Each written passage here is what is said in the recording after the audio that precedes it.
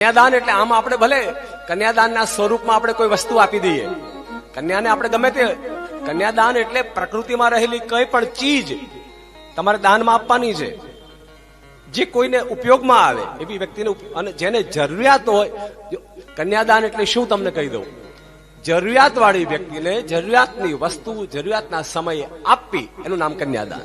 કન્યાદાન પણ એ છે, જરૂરિયાતની વ્યક્તિ, વરાજા, યુવાન માણસ, કોઈ 60 વર્ષના જોડે પરણાવીએ કન્યા આપણે, એને શું જરૂર છે કન્યાની?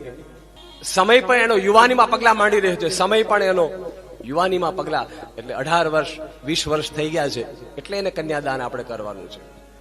અને જરૂરિયાતની વસ્તુ એને આખા સંસારમાં, આખા જીવનમાં જો જરૂરિયાત હોય તો સાથીની, અને એ પણ સાથી એવી કે એને પ્રકૃતિની હારે દોરીને બધું જ કાર્ય કરી શકે, એના જેવું જ એને તત્વ આપી શકે, એટલે પૂર્ણ દાન કહેવાય. કન્યાદાન એટલે સંપૂર્ણ દાન, સંપૂર્ણ દાન.